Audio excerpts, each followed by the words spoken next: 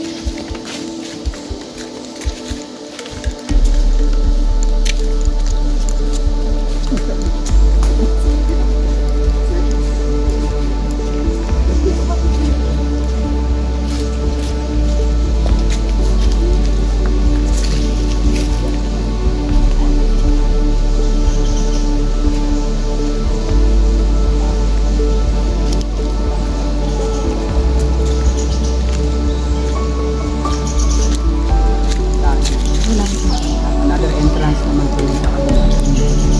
Buti na lang ako po. Ito po yung... Sir, pakiulit daw po. Nandito po tayo sa entrance ng cave. Ito po yung burial site na saan tayo nakakatong.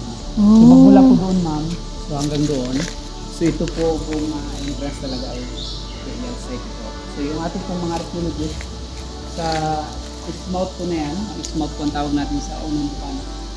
Yung may hukay po tayo dyan, nasa 6 na metro yung lalim. Diyan natin nakuha po yung buto ng tigre. Tapos yung human cremation, ito pong side dito. And then may mga skeleton din tayo. Hindi dito naman po Westmouth side po. So may mga nakuha din po tayo ng mga skeleton dyan. And then since 1998 na naghukay sila dito na. So every year yung ginagawa nila no, tuwing April. So nag-stay sila po 1 month. So lahat yun ng araw-araw naghukay sila. So ang ating pong mga archaeologists kasi hindi lang dito. So sa ibang cave, pupunta sila doon para maghukay din po. So hati-hati lang natin. Pero nakapokus po sila dito sa cave. And then last, itong nagdaang April po, mayroon po tayong hukay dyan. So, may hukay tayo na 4 na trench. So mayroon po tayong nakuhang bagong skeleton dyan. So may edad po na palagay nila po, according sa kanila po, nasa 3,000. 3,000 years old. Po. So, yun po ma'am, nasa 40 cm lang yung lalim yun. So, ibig sabihin, kapag mababaw po yung ating nahukay na skeleton, so mas bata siya. Compare doon sa pinaka-ilalim. Opo, yung ating kasing burial site po, yung layer niya. Opo, so, layer. layer by layer. So, iba-iba po yung Number of time. years. Opo. Yung pinaka-ilalim, yun po yung pinakamatanda.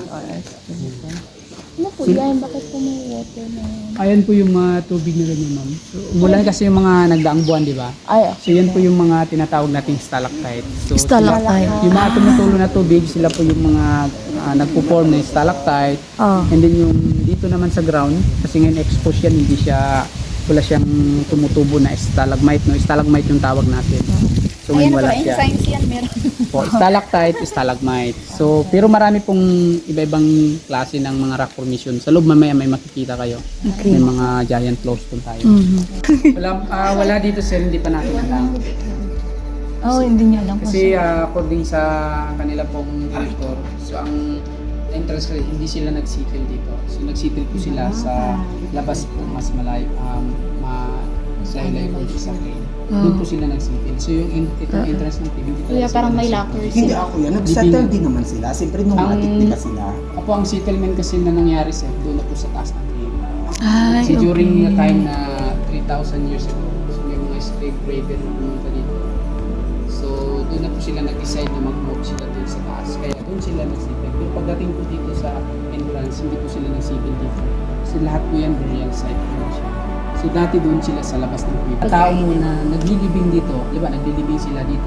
So dito na rin po sila kumakain. And then may mga alay sila para gumawa sila ng isang part na sunugan. So dito na rin sila kumakain. Bago yung iba pong mga basura nila, doon nandyan na rin po. Kaya iniisip natin na nag-settle talaga sila dito. So hindi po ganun. Kasi kung nag-settle sila So dyan pala sir, may na lang marami sa... tayong dito posibleng Uy, 250 na to per head pala. Kuya, 250 na to per head, no? Sumakit na tayo. Akit na eh. Oh, Ayos pa. Ingat lang po kayong ulo. Yes po. Makabasag po kayo. Oo nga eh. Dahan-dahan. So, dito tayo ma'am po sa side nito. Pakita ko sa inyo yung guide formation natin. Wow. Giant, ano po? Para makita nyo yung kaibahan ng stalactite, stalagmite. Ay, sige, Yung sir. pag-pulita. So may forever na sila. Sana all. Ay, sila dyan natin. Sana kayo rin. Wife pala. So dito naman ma'am. Ito po yung nag-meet yung Nung nag-meet na po yung stalactite Ah. at stalagmite. So yung stalactite po hanggang doon, yung stalagmite naman po dito. Ah, okay. Yan. Stalactites. Stalagmites. Opo. Mas mabilis kunti si stalagmite na lumaki sa kanya kasi salo siya ng salo ng tubig. Yung isa naman tapon ng tapon. Ito yan, tapon na siya. So nilalagyan natin yan ng tali kasi bawal talaga hawakan. Kahit saan po kayo pumasok na cave, so bawal nating hawakan yung mga ganito pong rock formation. Kasi yan sila, maaari po silang masira no dahil sa ating mga acid. Acid sa kamay. Opo, oil. No, sa galing. Sir, gusto ko po hawak. Kailangan Dito may ka. gloves kayo. Ah, may gloves? Pwede Opo. naman din, pero may gloves. May gloves. May gloves. Kasi yan sila every year halos kunti lang yung kanilang Nagnubo. Para siyang corals din, no? Opo. Parang ito yung word na to naputol. O yan po yan. Grabe ang archaeologist. Geology. So dito naman makikita nyo. So yung ating mga formation sa gumagawa ng mga pinaka formation. So dito po na yun sa Mm. Saan, sir? Hello nga, sir. Oo. Hindi lang pa may ang marami. Oo nga. Ito naman sa side sir, ang bata. Ayan. Saan, sir? Saan ba? Yan po. Ito. Yan yung ilong niya oh, bunganga. Tapos may parang yung Ito tayo, yung nagalaitan ko. aside book. Hindi ko makita ko yung Ano ba yun? Ito, oh!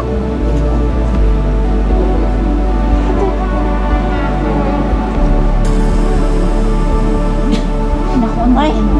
Parang hindi yung tapos ba yung nangyari?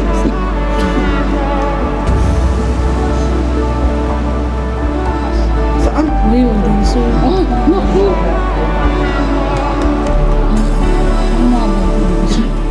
Sa taas galing ko yun. Tulog ito.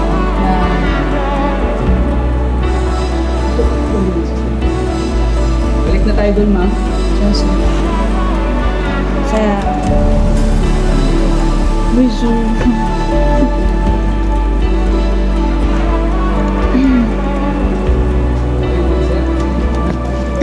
Dito ka na lang.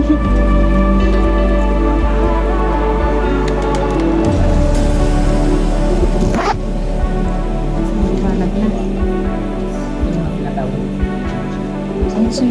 Ay, oo Sa underground may Titanic sila. Ito Titanic mas malaki. ship. Baka po ito talaga yung Titanic dito nag-sink. Oo nga. Hindi. Pwede. Hinahanap nila. At dito lang Pwede. ba na? Di ba may naman kayo pa hahanap niyan? Dito lang. Opo, dito lang. Ito po yung tanong.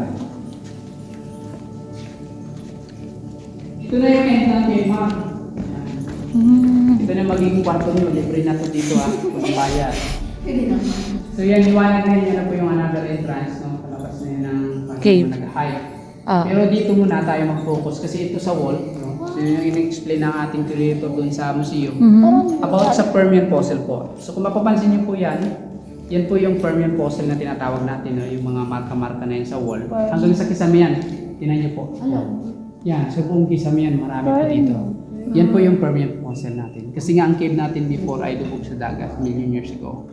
So yung mga shells po dito na na-stack sa loob, no? So na-compress sila hanggang sa, kasama sila sa pagbuo ng bato. So layer by layer yan. Kaya ng Sir, ano po yung ginamit nila na kagamitan para maukit nila yan?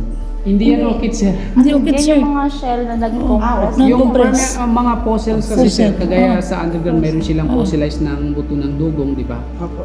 So, hindi naman ito Sa kadidikit- talaga kadidikit nila opo, sa bato na na buto yan. talaga siya. Magkaibang klase ng fossilized sila. Yan. So mayroong literal na buto talaga nakikita.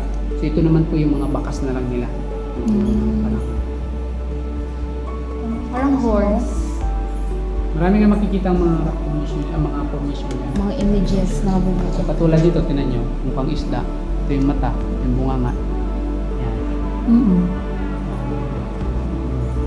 So, ibig sabihin, sir, ito ay yung nasa ilalim din ng tubig. Sa ilalim po ng dagat. So nagkaroon ng tectonic plate, di ba? Opo, okay. no. Nagkaroon So ng depende po movement. yan kasi mayroon pong mga paangat tapos may Merong- lumulubog, may lumulutang. So ganun po yun siya yung kasi yung mga archaeologists talaga, so wala silang alam pagdating dito na. So one time lang na may mga geology, Japanese geology po. Pero dati nakikita na nila, pero wala silang idea kung ano ito. So kasi sila nakapokus sila sa mga artifacts. So hindi sila nakapokus sa mga ganitong bagay kasi nga part ng geology yung ganito pong mga pag-aaral. So doon lang nila nalaman na ito pala ay isang permit process. Kaya ngayon na sinasama na natin sa history. Yun na, mas matanda siyang mga fossilized dito sa Pilipinas. So kaya importante din siya para maprotektahan natin na hindi siya masira. Ito ng mga